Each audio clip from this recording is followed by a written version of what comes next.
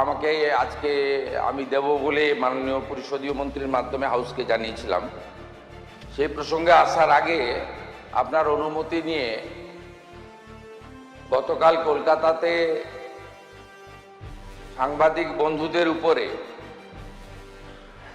যে ধরনের আক্রমণ হয়েছে এই বিষয়ে সবাইকে জানানো প্রয়োজন বলে আমার মনে হয়েছে। কারণ আমি নিজেও কাল এসএসকেএম হসপিটালে লেট ইভিনিং 8টার পরে প্রায় 8:30 হবে আমি আক্রান্ত এবং আহত সাংবাদিকদের সঙ্গে ব্যক্তিগতভাবে মিট করেছি। আপনারা জানেন যে ইউনাইটেড ককরোচ মার্চ ব্যানারে একটি আন্দোলনের ঘোষণা করা হয়েছিল। Cockroach party, self declare cockroach পার্টির সদস্য দেবদীপ্য গাঙ্গুলি বিভিন্ন বামপন্থী ও অতি বামপন্থী সংগঠনের পক্ষ থেকে আমাদের পুলিশকে নির্দেশ দেওয়া ছিল যে গণতান্ত্রিক দেশ, যে কেউ তার গণতান্ত্রিক মত এবং তার অধিকার তারা প্রতিষ্ঠিত করতে পারে, কিন্তু আইন শৃঙ্খলার অবনতি না ঘটিয়ে শান্তিপূর্ণভাবে। পুলিশের পক্ষ থেকে নজরদারি রাখা হয়েছিল, ব্যবস্থাও রাখা হয়েছিল। সরকারের পক্ষ থেকে স্পষ্ট নির্দেশ ছিল কোন রকম বল প্রয়োগ বা পুলিশের দিক থেকে কিছু করা যাবে না যতক্ষণ না পর্যন্ত সমবেত আন্দোলনকারী বা মিছিলকারীরা নিয়ন্ত্রণের বাইরে না চলে যায়।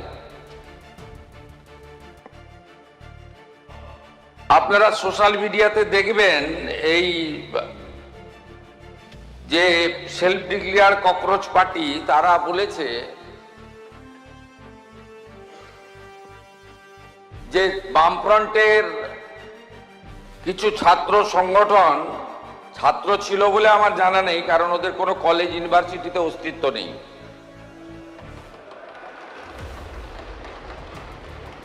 তারা এই কর্মসূচিতে ঢুকে পড়ে।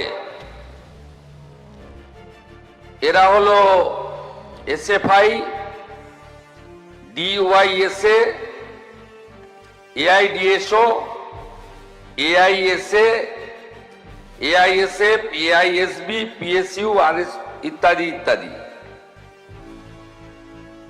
এই মিছিল শান্তিপূর্ণভাবে এগোচ্ছিল। মিছিলে পুলিশের যা হিসাব ক্রাউড ছিল 9000, তার মধ্যে কলকাতা এবং পার্শ্ববর্তী এলাকা থেকে ভোটে হারারা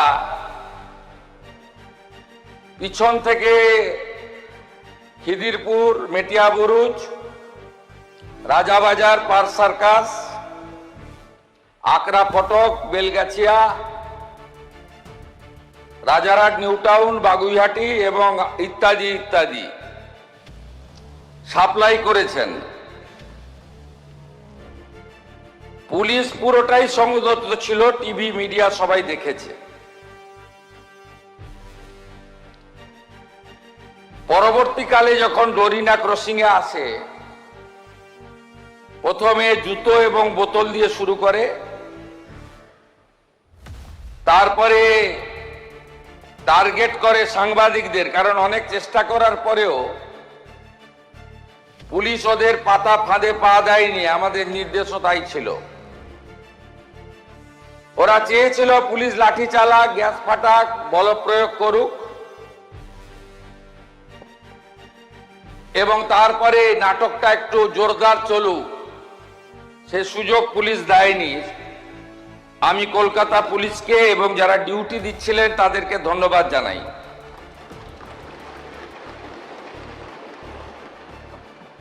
অল্প বিস্তর আহত হয়ে মেডিকেল নেননি, চলে গেছেন এমন সাংবাদিক অনেক বন্ধু থাকতে পারেন।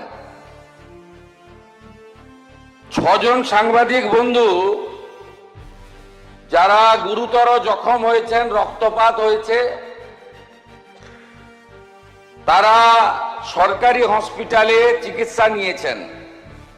দীপঙ্কর দাশগুপ্ত, মাখন পাত্র, সুমন মহাপাত্র, রিক পুরকায়স্থ, শিলাদিত্য কর, কৃষ্ণেন্দু মজুমদার। ইতিমধ্যে সাংবাদিক বন্ধুদের কাছ থেকে আমরা লিখিত অভিযোগ পেয়েছি।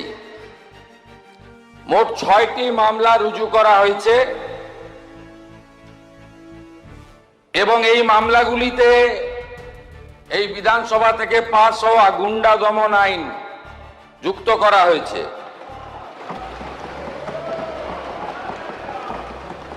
1 number reference case Hare Street থানা, মামলা নম্বর 151, অভিযোগকারী রাহি হালদার।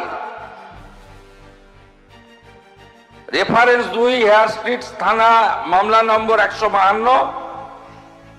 এইভাবে মোট সুনির্দিষ্টভাবে 6টি মামলা দেওয়া হয়েছে। মোট 6 না 7টি মামলা, এন্টালি থানাতেও একটি মামলা হয়েছে। এই মামলাগুলোতে গুন্ডা দমন আইনকে যুক্ত করা হয়েছে এবং প্রায় 70 জনকে চিহ্নিত করা হয়েছে, যাদের একজনও ছাত্র নয়, যারা একজনও সেলফ ডিক্লেয়ার ককরোচ পার্টির মেম্বার নয়, যারা একজনও নিট সংক্রান্ত আন্দোলনকারীদের অংশ নয়। 4 জন কুখ্যাত লোকের নাম আমি এখানে বলছি, যাদেরকে আমরা ছাড়বো না। আরো বাকিগুলোর নাম তো আমি এখানে বলে সময় নষ্ট করব না। Afroz of Rajabagan, Nahid of Khidirpur, Tanveer and Nizam of Iqbalpur, Rahul Jamal of Watgunge. এই 5টা গুন্ডার নাম আমি এখানে ঘোষণা করলাম। গুন্ডা দমন আইনে এমন ব্যবস্থা নেব যাতে একদিন নয়, এই গুন্ডাদের 3 পুরুষ মনে রাখে। এই জন্যই গুন্ডা দমন আইন এনেছিলাম, এই জন্যই গুন্ডা দমন আইন রাজ্যপাল মহোদয় পাস করেছে। এর প্রয়োজনীয়তাটা কতটা ছিল বাংলার মানুষ দেখেছে। আমি সমগ্র বিধানসভার পক্ষ থেকে সাংবাদিক বন্ধুদের উপরে শারীরিক আক্রমণের নিন্দা করছি। আমি আশা করব বিধানসভা আমার সঙ্গে একমত হবেন। আমাদের শাসক বেঞ্চের চিফ হুইপ অম্লান ভাদুড়ী, তিনি আমাকে একটু আগেই বলছিলেন যে লাঞ্চের ঘোষণা হলে ভারতীয় জনতা পার্টির বিধায়করা বুকে কালো ব্যাজ লাগিয়ে সংবিধান প্রণেতা আম্বেদকরজির মূর্তির নিচে সাংবাদিকদের উপর আক্রমণের নিন্দা করে একটি কর্মসূচি নিয়েছেন এবং সংবিধানের 4র্থ স্তম্ভ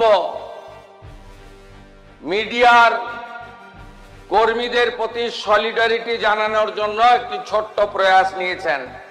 আমি তাকেও স্বাগত এবং ধন্যবাদ জানাচ্ছি। মহোদয়, আপনার অনুমতি নিয়ে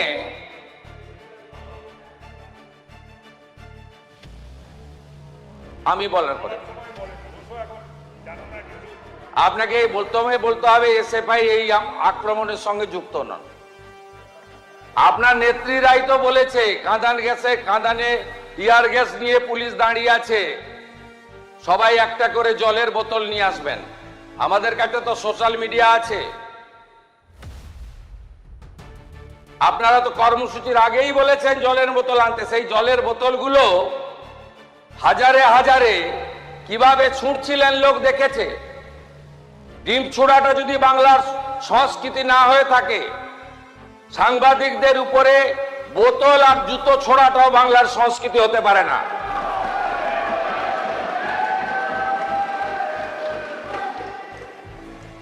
মহোদয়,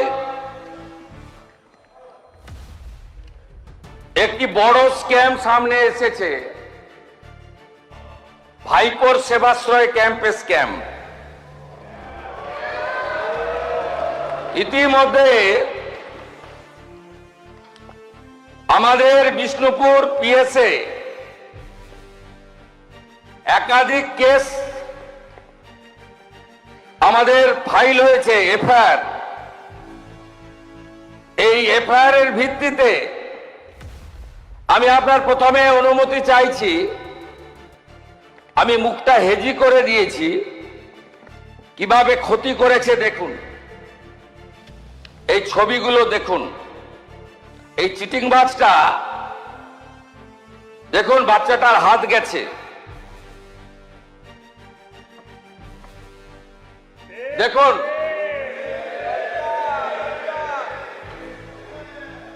দেখুন আরেকটা বাচ্চাকে কিভাবে বিকলাঙ্গ করেছে দেখুন।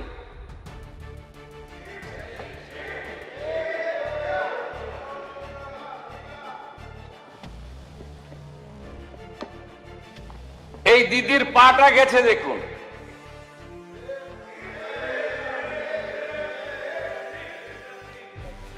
এ যেটা করেছে এই চিটিংবাজ ভাইপো,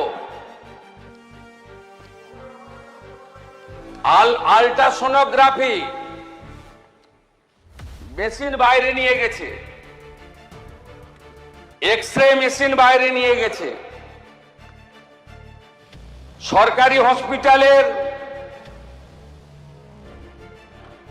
ডাক্তারদের বাইরে নিয়ে গেছে, মেডিকেল কলেজের স্টুডেন্ট মুখ্যমন্ত্রীকে চিঠি দিয়েছে। মেডিকেল কলেজের স্টুডেন্ট ডাক্তার হতে পারে, চিকিৎসা করতে পারে? তো একবার ঢুকলে বেরোবে না, এ তো খুনের মামলা। একে কেউ বাঁচাতে পারবে না, এই চিটিংবাজ ভাইপোকে কেউ বাঁচাতে পারবে না। আগে তো সবকে তুলবো, সব আল্ট্রাসোনোগ্রাফি মেশিন সিজ হয়েছে, সব এক্সরে মেশিন সিজ হয়েছে। দিলীপ মন্ডল তার গোডাউন থেকে এই সকল সেবাশ্রয় 25-এ ওষুধ সিজ হয়েছে, যেটা 21 সালের ওষুধ, এক্সপায়ারি ওষুধ দিয়েছে পেশেন্টদেরকে। গতকাল আমি একটি চিঠি পেয়েছি অধ্যক্ষ মহোদয়, মাননীয় মুখ্যমন্ত্রী পশ্চিমবঙ্গ সরকার মহাশয়, বিনীত নিবেদন এই যে আমি ডাক্তার রাজীব বিশ্বাস, diamond Harbour medical college radiology বিভাগে আরম্ভ চিকিৎসক হিসেবে নিযুক্ত ছিলাম। একজন জুনিয়র চিকিৎসক হিসেবে অভয়া আন্দোলনের সঙ্গে যুক্ত ছিলাম। অভয়া পরবর্তী সময় স্থানীয় নেতাদের প্রচ্ছন্ন মদতে কলেজের প্রিন্সিপাল স্যার এবং কিছু ছাত্রদের ঝামেলার ফলে আন্দোলনে থাকার জন্য হেনস্থার ভয় দিন কাটতে থাকে। আমতলা অডিটোরিয়ামে সেবাশ্রয় নিয়ে জানতে পারি সেই ক্যাম্পে ডিউটি করতে বলা হয়। একজন জুনিয়র চিকিৎসক হিসেবে নিজের সুরক্ষার কথা ভেবে আমি ডিউটি করি। পরবর্তীতে এসডিওর মাঠে মডেল ক্যাম্প ইউএসজি বিভাগ ডিউটি করার জন্য শামীম আহমেদ আমায় ডেকে পাঠান। হাসপাতালে ডিউটির অবসর সময়ে কিছু কিছু দিনে বাকি আর জুনিয়র চিকিৎসকদের মতো আমি শুধু ডিউটি করি। সেবাশ্রী 2-এর সময় পড়াশোনা নিয়ে ব্যস্ত থাকার কারণে ন্যূনতম অংশগ্রহণ করি। আমি একজন জুনিয়র চিকিৎসক, আমায় ক্ষমা সুন্দর দৃষ্টিতে দেখবেন। আমার ভবিষ্যৎ সুরক্ষার্থে আপনার প্রতি আমার আবেদন। রাজীব বিশ্বাস।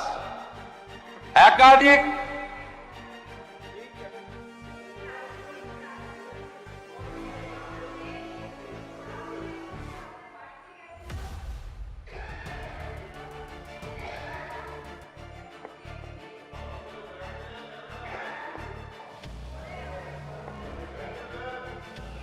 এখন আমরা এটা ছাড়বো না, কোনো ছাড়াছাড়ির সিন নেই, সুযোগও নেই।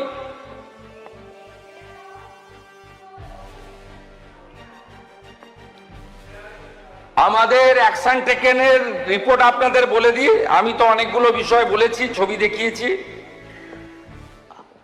আমরা এফআইআর এর পরে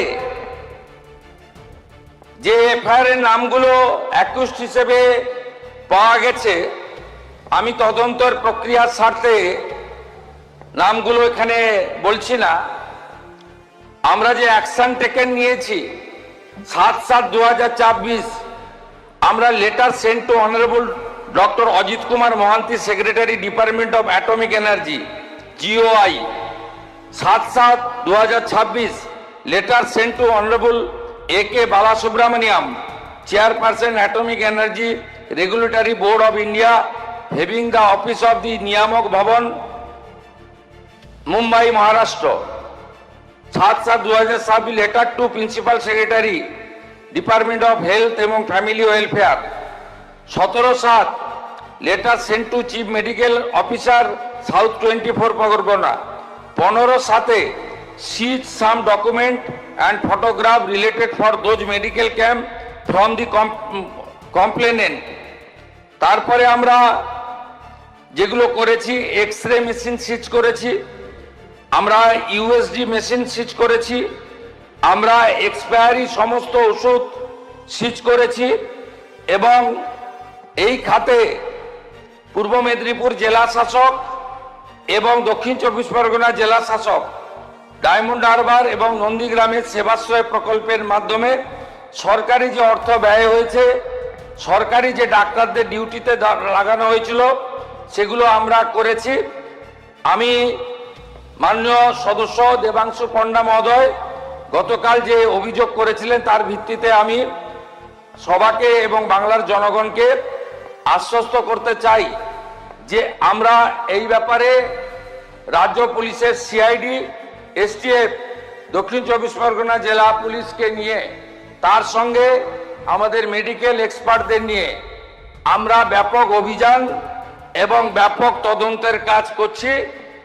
মানুষের জীবন নিয়ে যারা ক্ষতি করেছেন এবং এই ক্যাম্পে যারা ক্ষতিগ্রস্ত হয়েছেন, তাদের প্রত্যেকটি অভিযোগকে FIR হিসেবে ট্রিট করা হয়েছে।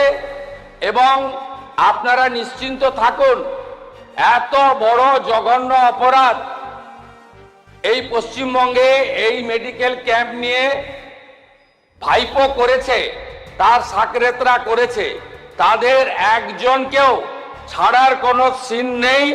সময় কথা বলবে, টাইম উইল স্পিক। আমরা আট ঘাট বেঁধে প্রস্তুতি নিয়ে সমস্ত তথ্য জোগাড় করে এভিডেন্স নিয়ে ভারতীয় ন্যায় সংহিতা অনুযায়ী কাজ করছি। যথাসময়ে বৃক্ষ তুমি কে, ফলে না পরিচয়তে। ভালো থাকবেন।